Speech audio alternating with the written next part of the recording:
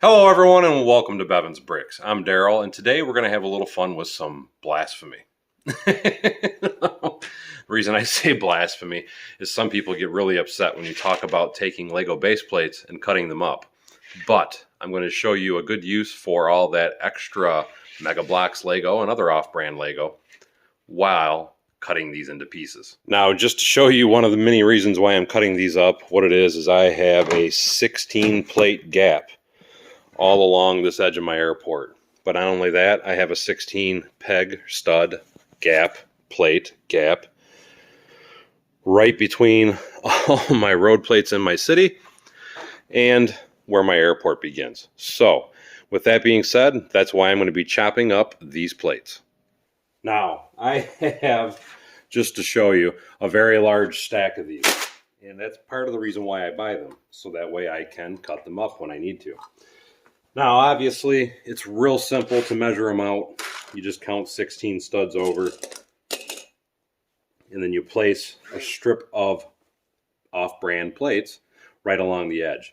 But what I found the quickest and easiest, you ain't got to sit and play the counting game, is you just take a 16 by 32 plate, use it as your guide spot, and now you take all your off-brand Lego. This is another one of those mini awesome uses of off-brand Lego. So a lot of people always ask me, why do you keep off-brand? Do you actually use it? So on and so forth. And to show you, yes, I do. And this is one of the many ways that I use it. But now we run our plates. I like to stack them too high. And the reason I do that is it tends to make it a little bit stronger, and it keeps a nice straight edge for where I'm going to be cutting.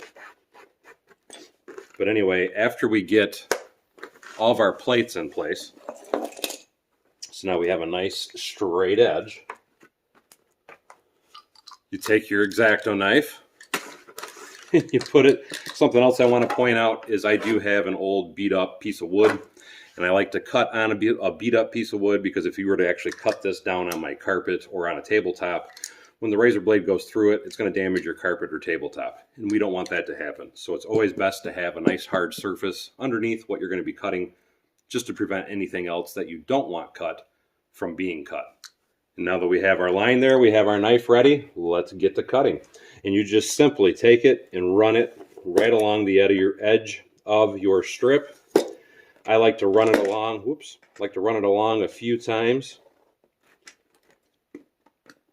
just to make sure I get a nice, there we go.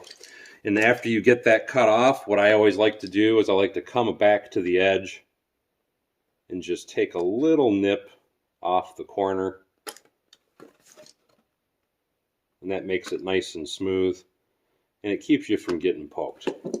And now we have a 16 by 32 plate. And you just repeat the process over and over again until you have everything that you want. So just to show one more time, because we already have one plate that's 16, we're going to take this, we're going to set it next to it, and just to show you that this one did cut to the right width, we have that one. Now we take this and pop it down again. And again, the reason I say it's nice to use the off-brand, because even if you nick it or cut it like I just did there when I went right down the first time, it's not a big deal because it's off-brand Lego and I don't use it anyway. But now, again, just take it along, push it right down in there.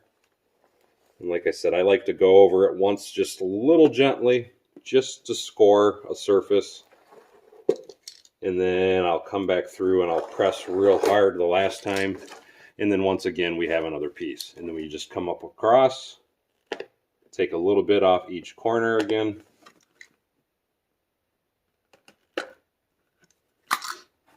And we have another base plate. Something else to keep in mind, because a lot of people want to know how they can get 16 by 16s. Me, I actually need these the full length, so I'm not going to be cutting them anymore. But what you would do is you'd take your 16 by 32, run your plates down along here, and then you cut that off, and then you have a 16 by 16 plate as well. So physically, you can cut one of these up, and you can actually cut it up to where you have 4 16 by 32s and one 16 by 16, or you can cut it up to where you have 3 16 by 32s and 3 16 by 16s, or you can cut it up to where you have 3 16 by 48s. So it's all on whatever size plate you're going to need to be working with.